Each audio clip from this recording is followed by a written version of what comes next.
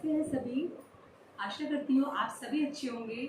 आज मैं अपनी फ्रेंड्स की रिक्वेस्ट पर या कहेंगे मेरी क्लास के जो साधक गण हैं उनकी रिक्वेस्ट पर कपालभाति प्राणायाम के विषय में बताऊंगी कि कपालभाति प्राणायाम सही विधि से किस प्रकार करना चाहिए। क्योंकि सभी लोग कपालभाति प्राणायाम करते हैं, लेकिन मैं देखती हूँ कि सड़क पर बैठे हुए या पार्क में या किसी भी जगह तो वो इस प्रकार से करते हैं। कोई कैसे करता है, कोई कैसे करता है, कोई पूरा शरीर हिलाता है, कोई कंधे हिलाता है, तो वो गलत विधि से प्राणायाम करते हैं। तो इसको आप ध्यान से देखें और समझ लें कि किस प्रकार से करना है। कपालभाति प्राणायाम को वैसे क्रियाओं में माना जाता है, शुद्धि क्रियाओं में माना जाता है। जैसे हमारे षटकर्म होते हैं, उनकी जो शुद्धि क्रियाएं हैं उसको ये ब्रह्म माने जाते हैं कि ये कपालभाति प्राणायाम ना होकर एक क्रिया है जिससे हमारे शरीर का शुद्धिकरण होता है।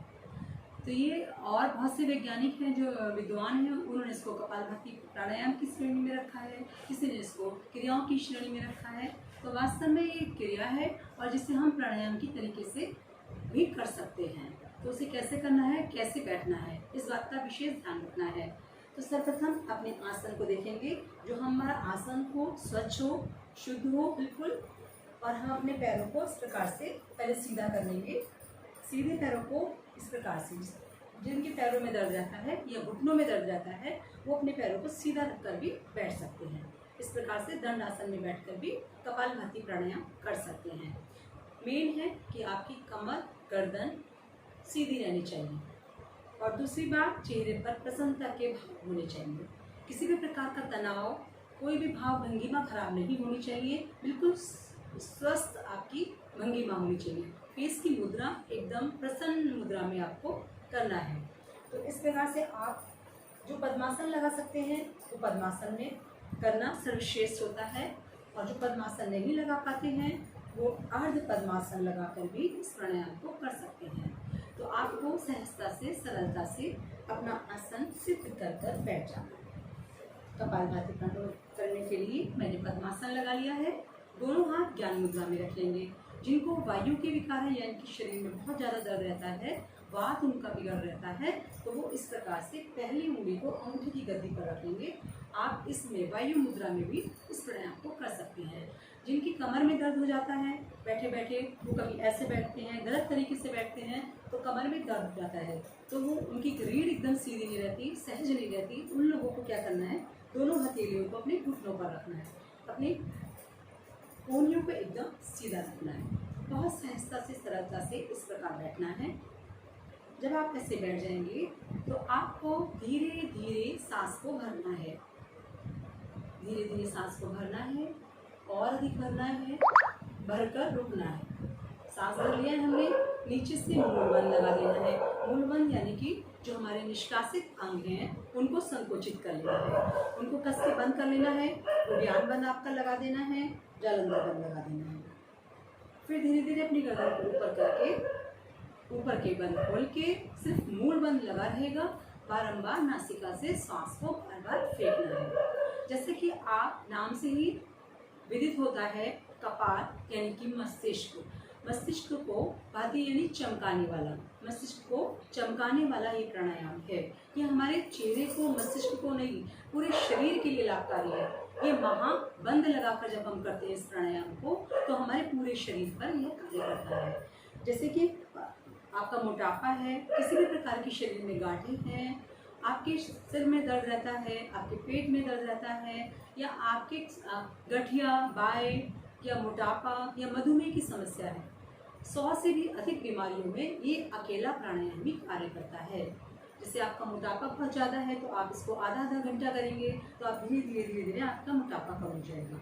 आपका पेट बढ़ा हुआ है, बार बार में स्ट्रोक्स लगाएंगे, सांस बाहर करेंगे, पेड़ को अंदर करेंगे, तो हमारे पेट का मोटापा छूटेगा, पूरे शरीर का मोटापा धीरे धीरे छटने लगता है।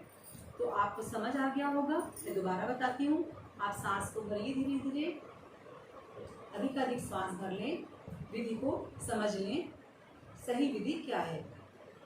भर लिया सांस, नीचे से मुंह बंद लगा दीजिए। अब शक्ति के साथ नाक से बारंबार सांस को बाहर फेंकना है। सांस बाहर, पेड़ू अंदर। पेड़ू यानी कि नाभि से नीचे वाला भाग हमें अंदर की ओर आकर्षित करना है। जब सांस बाहर फेंकेंगे तो पेड़ू को अंदर की ओर आकर्षित करना है। सांस बाहर, पेड़ू अंदर। मैं आपको करके दिखाती हूँ।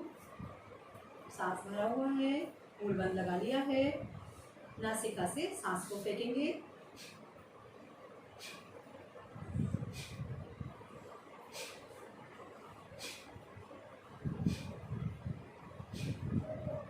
जितनी आपकी सामर्थ्य है, आप 5 बार, शुरू में 10 बार आप श्वास को सहजता से बाहर फेंकें। ये ध्यान रखिए कि हमें शुरू में पहले सीखना है विधि को।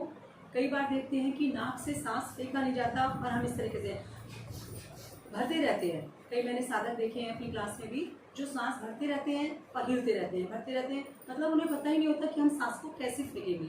तो आप अच्छी तरीके से समझ लीजिए। देखिए, सांस भरेंगे, सांस बाहर, पेड़ू हमारा अंदर की ओर चला गया, सांस बाहर, बार बार आपका मूल बंद खुल जाएगा, तो उसको आप बार बार संकोचित कर लीजिए, मूल बंद लगा लीजिए। स्ट्रोक करते जाना है, करते जाना है, 10 बार, 20 बार, 30 बार। जैसे जैसे आपको अच्छे से करना आएगा वैसे वैसे आपकी आवृत्तियाँ बढ़ती जाएंगी, आपकी कैपेसिटी बढ़ती जाएगी, आपकी इम्यूनिटी डेवलप होती जाएगी, आपकी रेजिस्टेंस पावर बढ़ती जाएगी, जिससे कि आपके अंदर एक गजब का उत्साह अंदर आ जाएगा, गजब की चुस्ती फुर्ती आपके शरीर में आ जाएगी। तो दोबारा से करेंगे। जिसको समझ में ना आए वो कमेंट बॉक्स में लिखकर पूछ सकते हैं। चेहरे पर प्रसन्नता के भाव, श्वास बाहर, पेड़ों अंदर, श्वास बाहर, पेड़ों अंदर।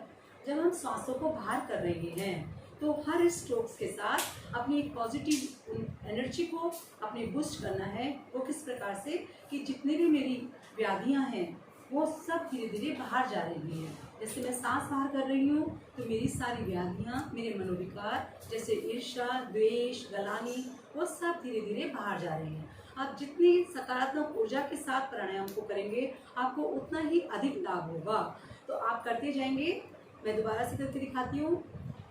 चेहरा एकदम प्रसन्न, जैसे अगर आपने चेहरे को बनाया, कुछ लोग ऐसे करते हैं, तरह तरह का चेहरा बनाते हैं, तो ये गलत विधि है। अगर हमने इस प्रकार से चेहरा बनाया तो हमारे इस प्रकार से चेहरा खराब हो जाता है। तो हमेशा प्रसन्नता के भाव रखने हैं चेहरे पर और सहजता से करना है।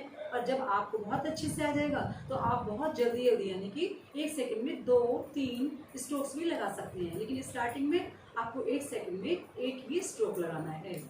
कैसे करना है? भरें सांस,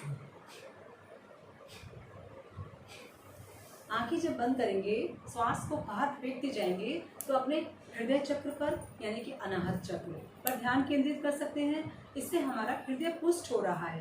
बारंबार हमारे शरीर को ये वाइब्स जाएंगे कि हमारा हृदय पुष्ट हो रहा है, हमारा हृदय स्वस्थ हो रहा है।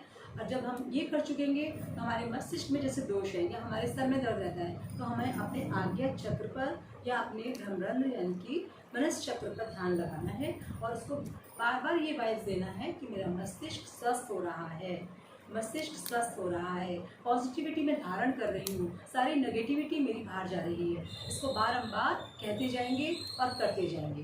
तो एक बार और प्रयास करें।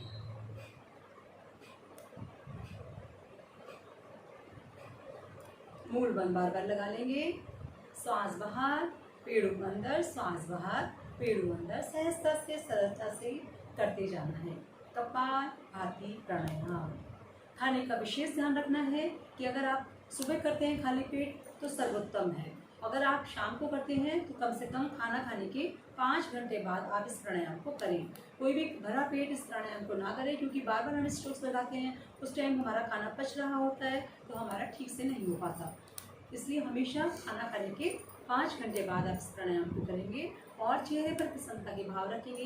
किसी भी प्रकार के रिंकल्स, किसी प्रकार के तनाव आपके चेहरे पर नहीं होना चाहिए। ये इतना महत्वपूर्ण प्राणायाम है कि पैर के अंगूठे से लेकर आपके मस्तिष्क तक आपके शरीर की नस नाड़ियों को स्वस्थ करता है, मांसपेशियों को मजबूत करता है, हड्डियों को मजबूत करता है। जैसे जिनके बाल गिरते हैं तो बालों के गिरने की समस्या से दूर हो जाती है। जिनके बाल सफ़ेद होने लगे हैं वो सफ़ेद से काले होने लगते हैं।